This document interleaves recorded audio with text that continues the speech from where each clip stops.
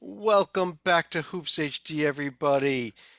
It is something, Joby. You're making some type of signal. ACC. ACC, Oh, what's that? Well, ACC. oh. Do they play basketball this year? Yes, it is. Uh, right now, it is Monday, March 28th, a little after 9 p.m. Eastern. I just messed something on my computer. But Griggs, what the heck are we here for today? I don't know. I just want to make sure everyone can hear me. Is that good? Yes. Wait, hey. Oh, okay. We're back to. Okay. Okay. I've got no idea what we're doing. We're off to an awful start already. But Why'd you turn me uh, down? turn you down. Yeah, I I tried don't to know. turn you off, but that didn't work. Um, this is our Sweet 16 recap and our Final Four preview show. I'm your host, Chad Sherwood. Below me, Joby Fortune. To his side, David Dorman. Over here, making no sense whatsoever next to me is David Griggs. Um, I make all kinds of sense. I'm an expert. I don't know in what, but sure. Uh, I'm expert. what we want to do is talk College about basketball. obviously all the games that happened over the past week, take a little look at what's going to happen coming up this weekend in the Final Four, and talk about other stuff going on in college basketball as well, I guess, towards the end of the show. But let's get right to this, I think, here, and let's go ahead and pull up the The uh, AC8 bracket. the AC8. We unfortunately have a little problems with the AC8. It may have to get canceled again. We've had, our court apparently was a complete mess. They didn't want to play around the debris field that was in. I don't know. We're working on it. Uh, Final four, though, it's coming up, and let's go region by region. Let's start in the West region, I think here, and Joby, let me start with you here. Where West region, which started with the upset. I mean, Arkansas knocking off Gonzaga was just a complete shocker, and then Duke just got by Texas Tech and got by Arkansas, and they're in the Final Four. Yeah, I mean, it's yeah. K's last year, all the stories everybody has read about, et cetera. You can fall into it, but what comes down to is I actually thought a really well played game by Arkansas to actually contain Gonzaga, get Holmgren into foul trouble. I mean, he had 0 points in the first half. He immediately got to 11 like in the first like 6 or 7 minutes of the second, but they kept pounding and pounding and pounding. I actually think the third and fifth fouls before he fouled out were very weak. But that doesn't change the fact that Arkansas did exactly what they had planned on doing. Note actually nailed some shots from outside more than just driving the lane, and Arkansas's defense carried the day. It was two really good teams going at it.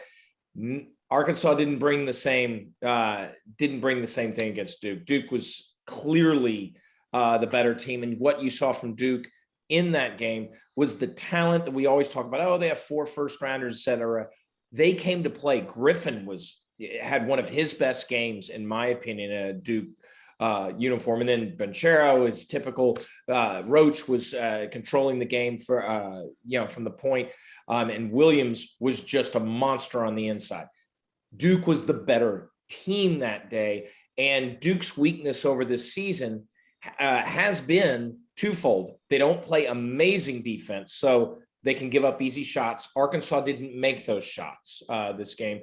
And the other one is Duke handled what they normally don't. They usually don't handle really tough in-your-face defense. Well, Arkansas gave it to them.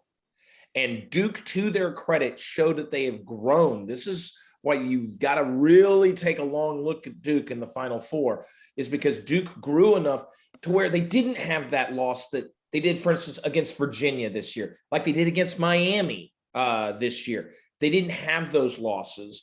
And Arkansas threw at them exactly what those type of teams did. And Duke this time responded well. Well, you want to talk about Duke's defense, though. The end of that Texas Tech game, the Duke defense was there, I thought. Oh, yes. Yeah. Uh, it absolutely was there. And Dorman, let me ask you also. I mean, this Duke team, we almost like a team that despite it being all the stories with Coach K's final season, best team in the ACC, we kind of almost. I felt like a lot of people were almost overlooking them towards the end of the season, especially did they even belong on the 2 line? And here they are, proving it. They're in the Final Four. They're proving it. They deserve it. I thought exactly like you said, they were put down because of that home loss on Coach K's final night to North Carolina. And I thought some of the negative criticism of it wasn't really fair. I thought even at the time there was too much for the young Duke kids. It was just, I felt the pressure. I think they felt the pressure. We got to win it. Last one for Coach K, and Carolina's coming in. And I feel like since that game, the pressure really has been gone. The pressure is kind of like off their backs. All right, the regular season's over. This whole Coach K, this and that, retirement parties, that's over. Like, they are focused on playing basketball now. Their minds are clear, and they have executed on offense the last 2 or 3 games down the stretch. A plus. Yeah, and I think that's a good point, David. And now that they've got North Carolina behind them and they don't need to worry about them anymore, they can just focus on playing basketball. I'll tell you what. Let's go straight on down here. Let's I take was a look actually, at it. Joby gave a great analysis, but I just wanted to throw out there real quick. I was really impressed with what they did against Texas Tech. That's not an easy team to play against, especially with that stifling defense, and they were able to get production against them. Props to them for that. And come back early, and come back from an early stumble, which that sort of stumble is exactly when I referenced the Miami and Virginia losses. That's exactly what happened there. Heck, that's what happened in North Carolina. In their loss at home, though North Carolina didn't have the similar stifling defense that Texas Tech did. It was more. And Texas Tech, I'm sorry, and Texas Tech is old and experienced and good guard play, and the coaching's tremendous. Coach Adams is great. And Duke said, we're taking this game. And they absolutely, I agree, Joby, stifled them in the second half. I have scrolled down here to the East region, though, and I wasn't sure if I want to go here next or go here last, but let's go right here. And Griggs, this was the region where, first of all, the top game there, we saw that North Carolina was impressive against UCLA, and then very impressive in the regional final against who was it? Purdue, Texas, Kentucky. I'm sorry. The St. Peter's Peacocks, who will forever be remembered no matter what happens in the Final Four. This was the story of the tournament. Absolutely unbelievable that they took one more game and knocked off Purdue as well. Yeah, and it's probably the most improbable thing that's ever happened really in the history of college basketball. It is that hyperbole. And we kind of had what the audience doesn't know is that we have a lot of communication off air as well, via email, via group chats. And Chad was getting annoyed at how I kept pointing out how St. Peter's was never ranked and under the radar. They were never a team that we thought would win the Metro Atlantic. And that, they lost to Canisius and Fairfield. Who else beat them? They lost to Ryder. They lost to Ryder. Swept by Siena. Swept. And we thought we were going to lose to Siena. So, naturally, I just started sending him the same text about 4 or 5 times every day. And I just so wanted to go both Juwan Howard and Will Smith. Yeah. I do. It's now a Smith and a Howard, but go ahead. Yeah. But the point that I've made to Chad about 27 times, and I'll make again here, is that this was just ridiculous. This was a team that if we were filling out a Metro Atlantic bracket, I would have had losing to Siena in the semifinals, which I would have been wrong about that too, because Siena didn't even make the semifinals. I think they won 17 games, which is okay, but not a lot heading into the Metro Atlantic tournament. There was no indication at all, even by under the radar standards, that this was a team that was even remotely capable of doing what they did. None. But Joby, their run finally came to an end with the North Carolina Tar Heels, a team that we spent most of the season saying did not even belong in the tournament until they went and won at Duke. And here they are sitting in the Final Four. Hubert Davis, was he the right hire? Or maybe he wasn't the right hire. Oh, let's sure as hell looks like the right hire to me. Well, what's interesting is, all right, so they only play 5 players. That's what's crazy is. I mean, and Villanova, who we'll talk about later, is in a similar boat, especially now, unfortunately. But they only play 5 people. At every game, a new MVP, whether it's Love, followed by Smith, and Armando Bacot. Wow. I mean, 20 points, 20 plus rebounds. and a lot of them on the offensive side. Yes, he had a huge advantage in height and muscle against St. Peter's. An advantage, by the way, that you thought Purdue, with their two outstanding big men and Williams and Edey, would be able to take advantage of. They completely misused their big men in that game. I was sitting there saying every time they got to the big men, Purdue was scoring. They stopped doing it. It made no sense to me. Edey missed so many bunnies. It was remarkable. It's like, what are you doing? They needed Edey just to sit down because he couldn't make a 1-footer. Williams could, and they kept on bringing Edey back in. He'd miss another bunny. It was just crazy. But and what's irritating from my end is in my bracket, I actually have 3 of 4. But Purdue, my champion's gone. Right. So I was maybe the only person on earth actually rooting for Purdue outside of West Lafayette.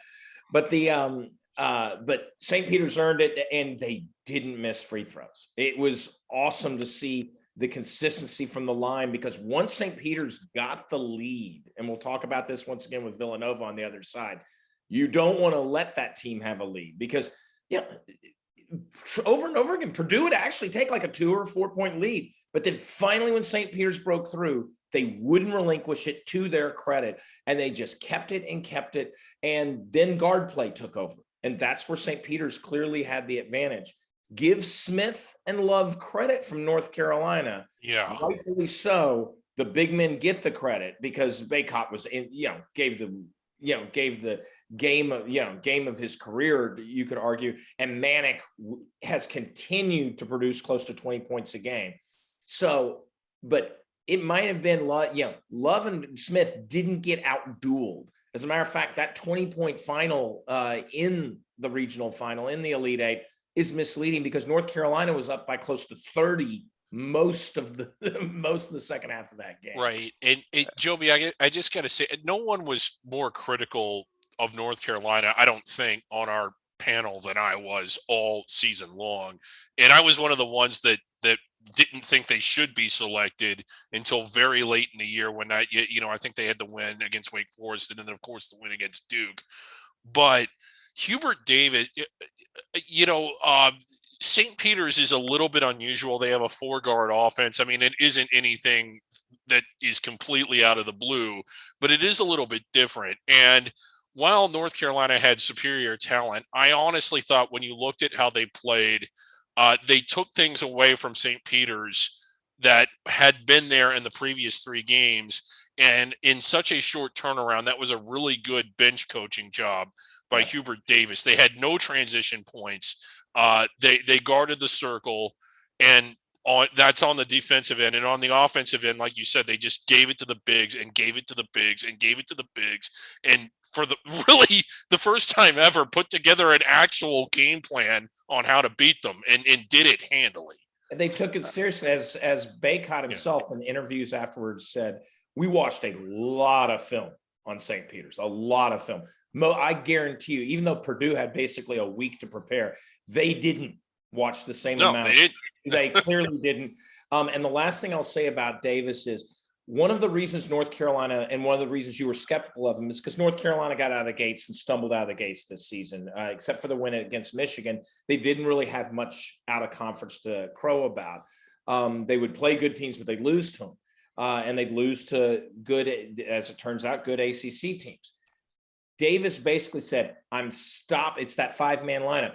I'm going to stop trying to make everybody happy. He actually said this. I'm going to stop trying to make everybody happy.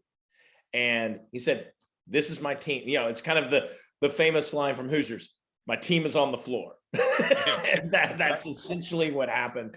And when he stopped creating the rotation and putting the value in someone like Manick, for instance, all of a sudden now you've seen the results. And as they've already beaten Duke once, they are going to give Duke everything they can handle in that semifinal.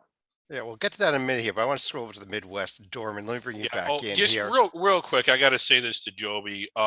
Going back to the round of 64, ACC champion Virginia Tech, not even getting past the round of 64, a testament to that the ACC has just been underperforming all year long. Let's keep going here. Dorman, in the Midwest, we only saw one game that was close, and honestly, it was the Kansas Providence game that I really didn't watch much of because it was just going on at the same time as that Purdue St. Peter's game. But KU even got uh, to a big lead. Providence came storming back all the way to tie it, but Kansas found a way to win there and then rolled Miami, who had just rolled Iowa State. Yes, Kansas got out to a nice little lead against Providence in the round of 16, but Providence was ice cold in the first half and just couldn't buy a basket. The second half, they extended the pressure and they started to hit some jumpers. I think they just gave so much energy and effort getting back into the game. Down the stretch, they looked tired. They looked like they didn't have their legs. And Kansas hit a big few shots down the stretch in the last 2 minutes, and Providence really had nothing to counter with. If Providence would have hit some jumpers in the first half, they probably would have been much better off, obviously, in the second half with a chance to beat Kansas. And then Miami.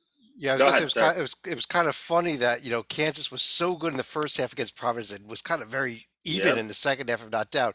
Exact opposite of the Miami game, where Kansas was garbage that first half and had one of the best second halves they've played in a very long time. Dominant. That second half was dominant. I don't think Miami scored yet. They jumped out. They jumped on them right out of the gates at halftime. Miami had no answer for anything. Larinaga kept calling timeouts, trying to switch stuff up. More from DePaul and the guard play, which had been so good for Miami all season long in the tournament, was just nowhere to be found. Early foul trouble on Moore. He had 2 and then a quick third in the second half, but they really didn't have any inside play either to stop the Kansas Bigs, and Kansas rolled to the Final Four.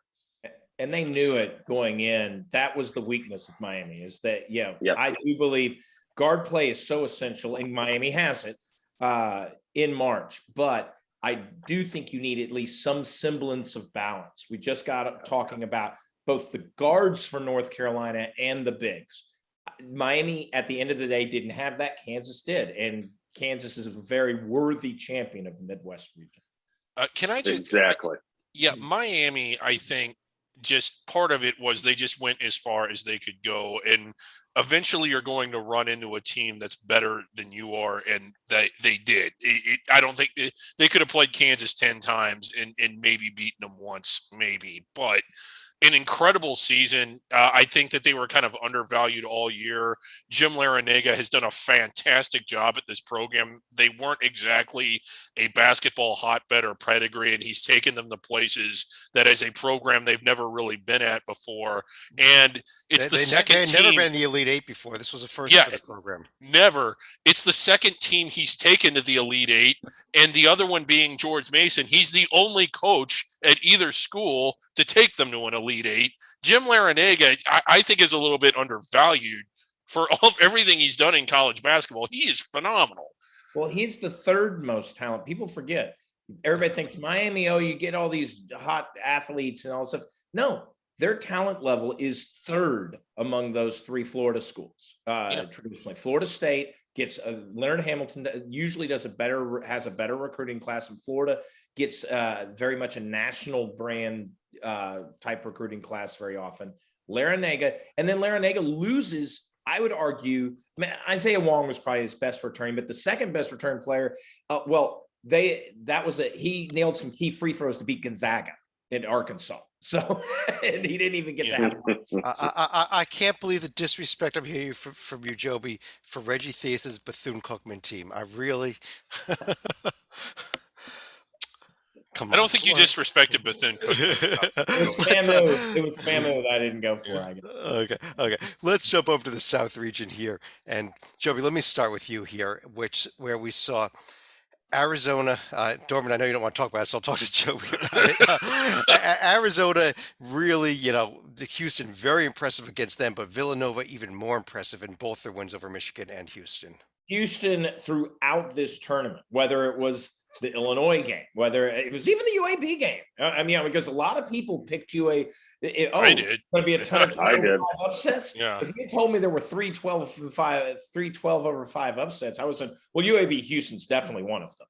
Yeah. No, Yep. Houston stifling defense, showing what they do in March. What Kelvin Sampson, this is no fluke. It's what he does. And they did there. Now, Arizona, I think, laid a bit of an egg. I think Dorman would be the first to admit that. In this, it was a little bit on the Arizona side, but give Houston a ton of credit for a game plan. And it's like Arizona hadn't seen this style and that length of defense all year, which is, I mean, maybe USC doesn't play. USC certainly has the length, but maybe they don't play with the intensity of Houston. It was really odd. But then you get to Villanova, and wow, Villanova, that Houston kept coming back, but Villanova answered the bell, and was something that you don't think of for Villanova. Wait, Joey. It's very easy to come back when the score is 20-15 and it feels like a blowout. So come on. But it was interesting. It was a slugfest, but you don't think of Villanova and defense. You think of Villanova, once again, it's like what I said with St. Peter's. Once Villanova got that lead, and it becomes a little bit of a foul contest, it's like, at one point, Villanova was, I think, 12 of 12 from the line, and the announcers jinxed the hell out of Gillespie and he missed one, and then he went on to nail like 5 more straight. I mean, it's like, you don't want to fall behind this Villanova team in the closing stages. That's what happened. But I tip my hat to Houston because I did not see them making the Elite Eight. And they most certainly deserve that spot. Yeah, I'm going to jump on Joby's point. Is exactly Joby said it. No one plays defense and brings such intensity to every single possession like Houston does. They play defense like it's the last 20 seconds of every game, and they must come up with a stop in a defensive board. And if you don't match that intensity and that passion to get a stop every single time down the court, they took over Illinois because they just have such a relentless deep. They did the same thing with UAB and then the same thing with Arizona. I agree Arizona laid quite a little bit of an egg, but Houston overwhelmed all 3 of those teams they played against, and the other teams just couldn't get in their offense, and they couldn't get good shots because Houston's defense was so great. But the other big story out of this region, though, is Villanova. Even though they're in the Final Four, they don't play a very deep roster to begin with. No. And Griggs, Justin Moore is done Achilles tendon tear late in that game, and that's going to be really, really make this rough going up against Kansas, especially now. I think it is, and honestly, I just think that they're a little bit over their heads in that Kansas game. Kansas pretty tough to beat to begin with, but like without such a key player. Now, I mean, Villanova as a defensive team, especially in this tournament, has been outstanding. It certainly isn't out of the question that they can win the game, but if you want to talk about a massive, massive disadvantage being down such a key player to a team that's so good and so talented, and that's just really kind of brought it every night in the tournament. I just don't see it happening. Yeah, but we do have our Final Four set here. It's Villanova, Kansas in one game. That's the early game on Saturday. The late game, of course, it's Duke versus North Carolina. And before we actually go to our previews of them, I got to spend one moment here to give a very fond farewell to something that we've been doing here at HoopsHD for many, many years. It is our rivalry checker. Duke and North Carolina, as of right now, are still 8 miles apart and have still never been in the NCAA tournament. We're just a few days away from this no longer being true. So goodbye, rivalry checker. You were great while you lasted. It's over. It's very, very sad moment here at HoopsHD. Yes. But let's take a look at the actual Final Four. And I want to ask each of you what you think of these 2 semifinals and the championship game. Who's going to win it? Dorman, why don't I start with you? Villanova, Kansas. Justin Moore is so much more. Everyone today keeps hearing, second leading scorer. he's just the heart and the soul, and he's so good on defense, and he guards their best offensive player on the perimeter usually every game. And the difference between him and Chris Arcidiacono is enormous. And I'm not here to knock Arcidiacono. He plays tough. He's a good kid. But Villanova, that is such a tough loss. Justin Moore just gets in your face and grinds you for 40 minutes, and he just does everything, all the little things that don't show up in the stats. That's Justin Moore. It is a devastating loss. Because of that, I'm going to pick Kansas in that first semifinal game from the Superdome. In the next game, I think the pressure goes now back to North Carolina, because now North Carolina is on this big stage. They probably didn't really think they were going to be here. They thought they would try, obviously, but now they're here. Now there's more pressure because everyone's looking. And like I said earlier, I kind of think in a weird way, after this regular season of Coach K's farewell, the pressure's off Duke, and they're just playing basketball now. They're not going to be intimidated, obviously, with North Carolina and what they bring up front. They're going to have to match it. But like Joby said earlier, the big Mark Williams on Duke, the big man in the middle, is playing what I think is his best ball of the year. He is going to have to show up, because North Carolina's bigs, that we just mentioned, have been phenomenal in this tournament. I see Duke getting by, and then I see Duke getting over Kansas, and Coach K's farewell tour is over, and they go out champions. Joby, as an ACC guy that is not a Duke guy, I know that's painful for you to hear, but do you agree with him? Yeah. Well, all right, let's start with the first game. I think that there will be a rally around the injury situation. You see teams do it at least for one game. You see that. I think you'll see that with Villanova. I think Villanova is going to come out, and I think Villanova will have the lead at halftime. But then reality will set in, and Kansas will wear them down. Probably win the game, but here's the point. If Villanova, as I said before, is able to get those fouls and have a lead under 3, Villanova is going to be able to hang on. I think the lead will flip around the 10-minute to go mark, but I give Villanova a puncher's chance, in this one, but I'll go with Kansas.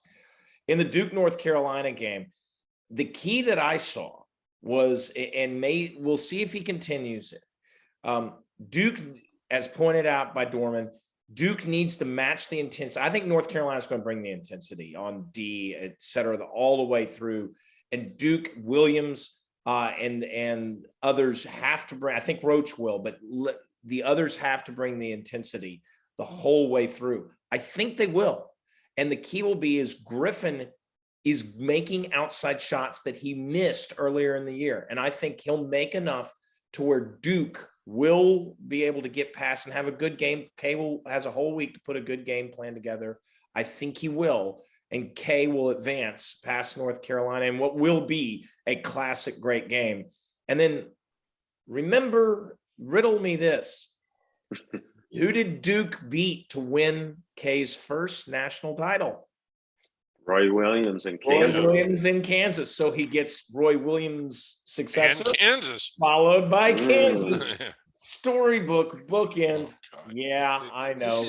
One that you throw off at, but that's where I'm going. Well, Griggs, before I go to you, we do have to remember here now, this is an even numbered year. Villanova won the national championship in 16, won the national championship in 18. 2020, there was no tournament. It's 22. Villanova should be winning it. They would have won it in 20 if we'd played it, of course, because they're Villanova. But Griggs, where are you going with this, with the Final Four? I can kind of see Joby had a good point about rallying around the energy or around the injury, and there is sort of a next man up because it is going to be an opportunity for someone else on a big stage that otherwise wouldn't have gotten it. But I just think that Kansas is tough to beat even if they were at full strength. I'd probably pick Nova to win that game if they were, but it's not going to be easy. And to me, that's just kind of the deal breaker for what you had said.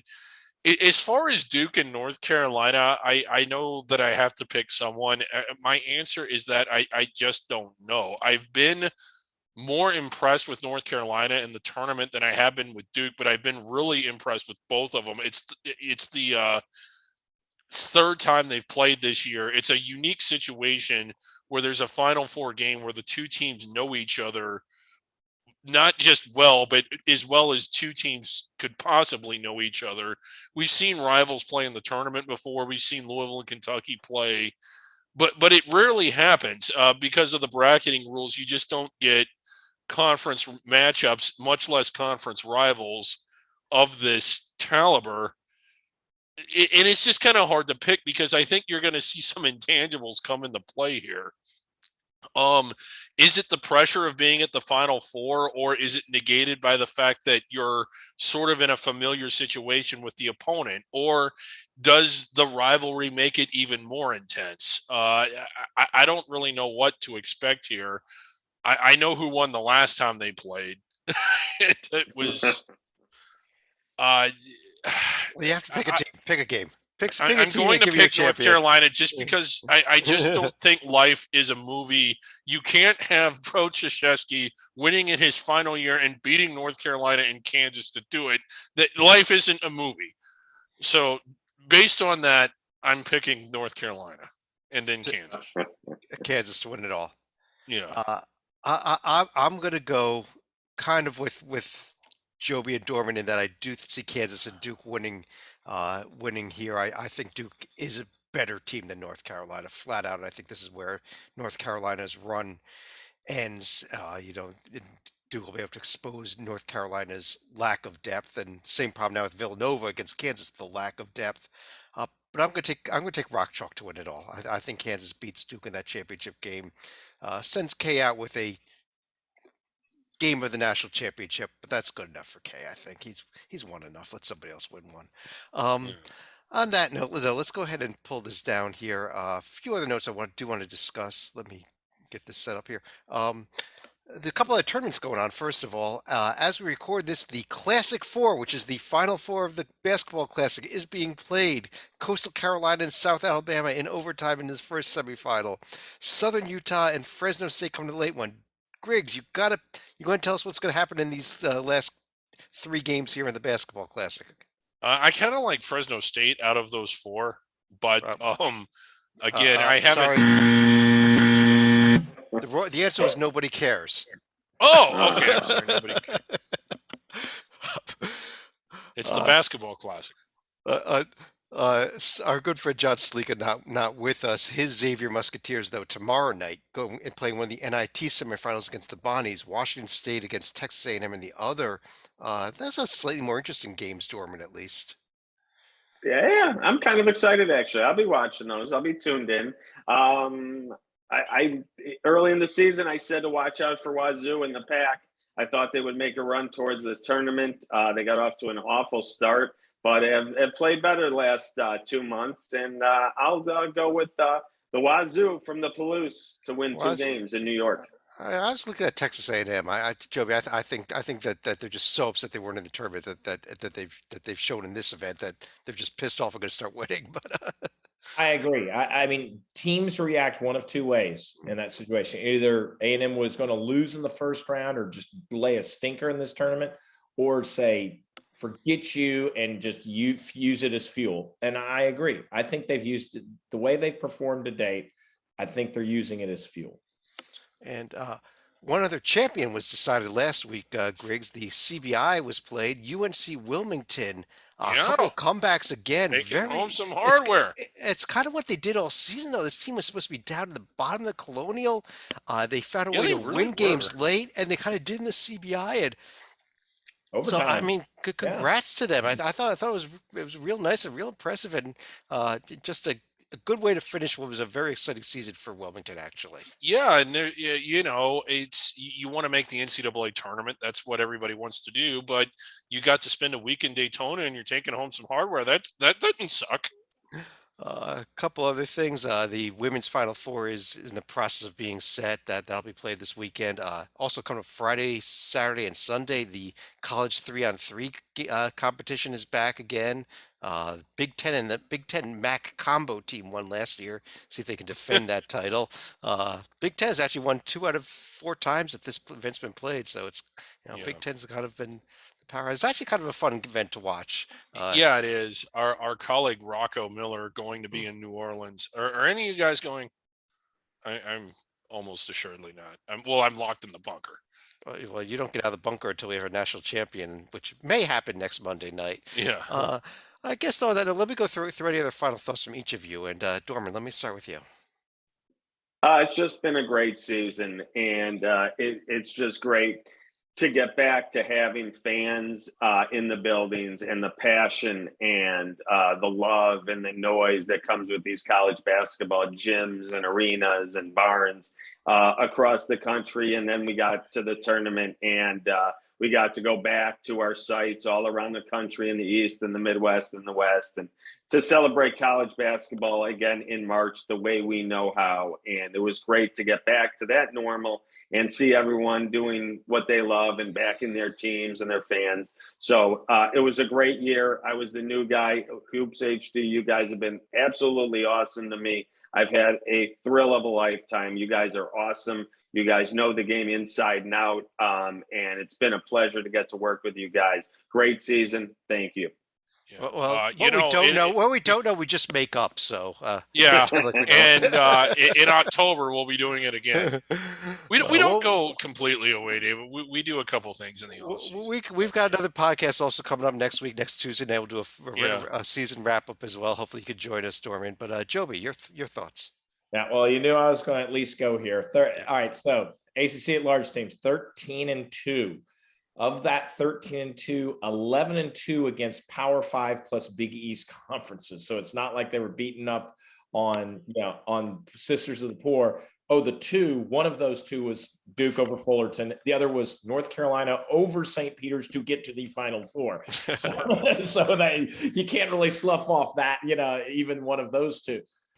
So the ACC wildly, they got screwed, underrated, blah, blah, blah. No, the J&G actually does update itself as it goes on and says, oh, as you know, it's mathematical and it's tied to that. Okay, if the results from the NCAA tournament and the NIT and the other tournaments were actually part of the regular season, where would teams be seated? And you would see, for instance, Kansas would probably be the number one overall seed with what they've done, as opposed to just a 1 seed. Villanova, the J&G says, would crack the 1 seed, but Duke would still be a 2. So it's not like Miami moves up 2 seed lines. That's great, but Virginia Tech's still stuck on an 11. The one team, North Carolina, does move from an 8 to a 5, and if they beat Duke, they're definitely a 4 or a 3. But just because, let's not get too enamored, let's not get carried away, because of a couple of weeks. Don't ignore them. They definitely have an impact. Yes, some ACC teams probably should have been a seed or 2 higher, but let's not say the whole conference, including my, for instance, Virginia Cavaliers, had no business being in the NCAA tournament. Let's not get crazy. Let's acknowledge it for what it is and tip our hats to those teams who have performed above their expectation.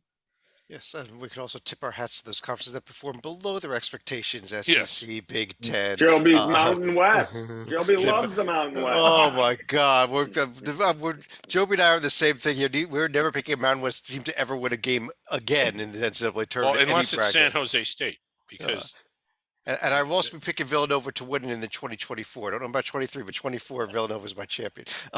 Griggs, you want to finish us up here? yeah, it's just where to go with this. Like before the tournament started, we talked to Tom Burnett, and he had made the comment. I don't know if he even said it on the air or if it was after we were done, that with the tournament being back at the sites, that he hoped it was a big event post-COVID. I think it has been, and then some. I think that this year's tournament, last year's, it was fortunate that we got to have it at all. But this particular year, I think it was something that not just college basketball fans, but everybody across the country was ready for, is a much needed diversion. There was a time around Christmas in particular to where it was getting so frustrating that you were wondering if we were going to be able to finish the year, because every morning you woke up and you weren't sure who was playing and who wasn't. So I'm just glad that finally finally, for the first time really in 3 years, the tournament feels the way the tournament is supposed to feel. That's Yeah. my biggest final And thought. I couldn't echo that more. It was great to see the tournament, and it really felt normal. And we need some normalcy in the world right now because away from the sports, nothing is normal still, and Yeah.